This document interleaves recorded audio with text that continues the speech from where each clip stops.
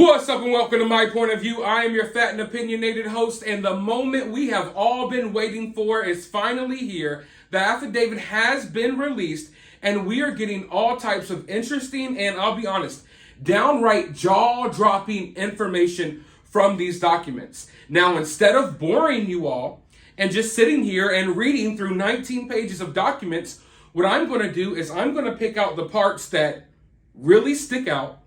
I'm going to pick out the information that we really need to know. I'm going to break it down in a way that everyone can understand, and I'm going to react to it. So I'm going to do this throughout multiple videos on this channel and my main channel, Cinema Shogun. I don't know if you all know how YouTube works. YouTube does not want you downloading or uploading 15 videos in one day. Also, YouTube does not allow me to title the videos the way I want to, so I can't sit here and be like, Roommate sees the guy who gruesomely unalived her 4 friends inside of the house. I can't say that in my title, so I have to title a video, a different way. So that's why the title of the video is the way it is titled. But like I said, I don't want to just read through 19 pages of documents. There's a lot of information here that I don't necessarily need to read through, but everything that matters, I will be covering throughout multiple videos. Now, the biggest detail that everyone's going to be talking about, and I feel bad for one of these surviving roommates, Dylan, because people are going to be coming for her today. People are going to feel some type of way about the information that I am about to go over, and honestly, I understand why. I want to make it clear that the point of this video is to inform you all about what's going on here. The point of this video isn't to make you angry. It's not to make you go attack any of these people, but I am obligated to tell you all the factual information. And it appears that one of these surviving roommates, Dylan, saw what possibly could have been Bryan Kohberger that night and did nothing. I'm going to read you all an excerpt from this affidavit. Dylan stated she originally went to sleep in her bedroom on the southeast side of the 2nd floor. Dylan stated that she was awoken at approximately 4 a.m. by what she stated sounded like Kaylee playing with her dog in one of the upstairs bedrooms, which were located on the third floor. A short time later, Dylan said she heard what she thought was Kaylee say something to the effect of, "There's someone here." A review of records obtained from a forensic download of Coronato's phone showed this could also have been her. Her using her cellular phone, because her cellular phone indicated that she was likely awake and using TikTok approximately around 4:12 a.m. Dylan stated she looked out of her bedroom but did not see anything when she heard the comment about someone being in the house. Dylan stated she opened her door a second time when she heard what she thought was crying coming from Coronato's room. Dylan then said she heard a male voice say something to the effect of, "It's okay, I'm going to help you." At approximately 4:17 a.m., a security camera located at 1112 King Road, a residence immediately to the northwest of 1122 King Road, picked up distorted audio of what sounded like voices or a whimper followed by a loud thud. A dog can also be heard barking numerous times starting at 4:17 a.m. The security camera is less than 50 feet away from the west wall of Coronato's bedroom. Dylan stated she opened her door for the 3rd time after she heard the crying and saw a figure clad in black clothing and a mask that covered the person's mouth and nose walking towards her. Dylan described the figure as 5'10" or taller, male, not very muscular, but athletically built with bushy eyebrows. The male walked right past Dylan as she stood in a frozen shock phase. The male walked towards the back sliding glass door. Dylan then locked herself in her room after seeing the male. Dylan did not state that she recognized the male. This leads investigators to believe that the killer left the scene. So obviously, like I said, people are going to feel some type of way about this. And who am I to tell them not to feel that way? Because reading this information, it makes me feel some type of way. Now, I do not think that Dylan is an accomplice. I don't think that Dylan was helping Bryan. But this is another example of how young folks these days just don't care.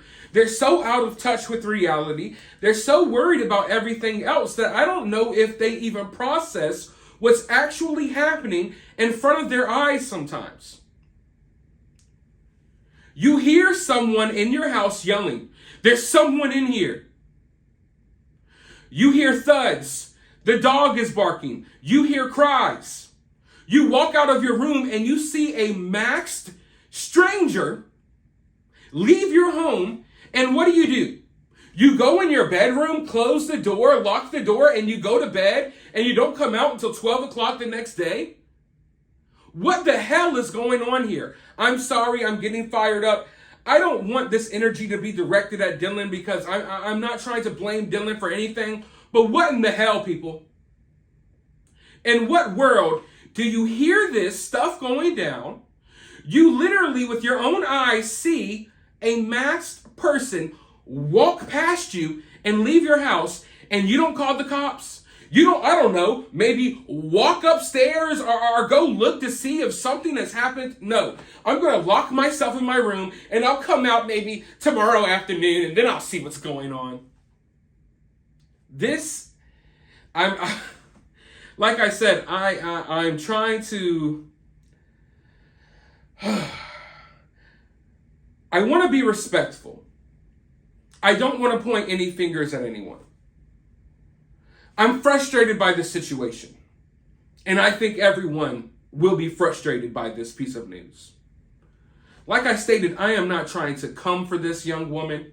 I'm not trying to attack her. I damn sure don't want any of you all doing that either. But I have to be honest with my opinions.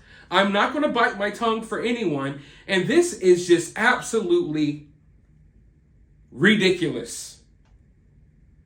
One of the stupidest things I have ever seen or heard while looking into cases. And I will stand by that.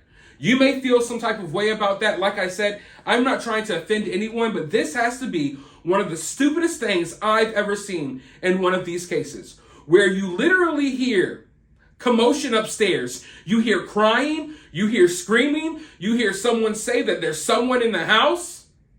You see someone in the house, and your immediate reaction is, oh, I'm going to lock my door, and I'm going to go to sleep, and I'll exit my room tomorrow afternoon and then figure out what happened.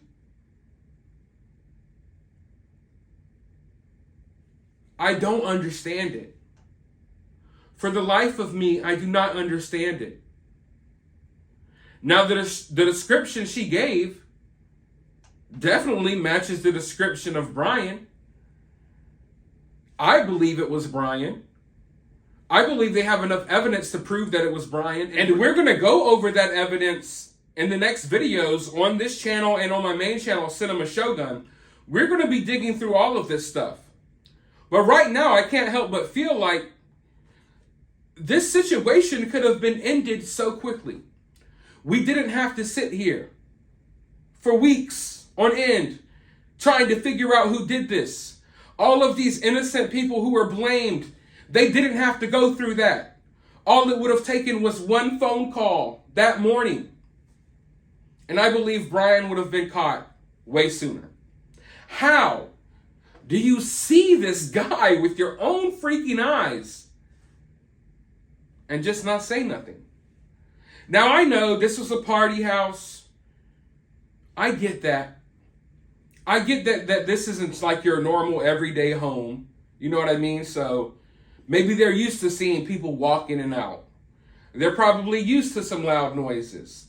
I understand that as well, but I can't help but feel like this is just absolutely ridiculous. It's absolutely ridiculous how unaware young folks are in today's world, to the point that someone can come into your home, literally kill 4 people while you hear it happening, and then you see the guy with your own eyes, and you decide, hey, now's a good time to go back to sleep.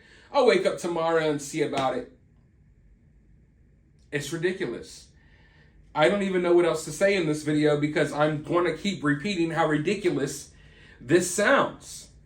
And like I said, all of this could have been nipped in the bud. I don't believe we would be here talking about this today if a phone call was made that morning or that night, whatever you want to call it. I think Bryan would have been caught way sooner. I'm not going to sit here and say that maybe she could have saved lives, but I don't know. I don't know those details.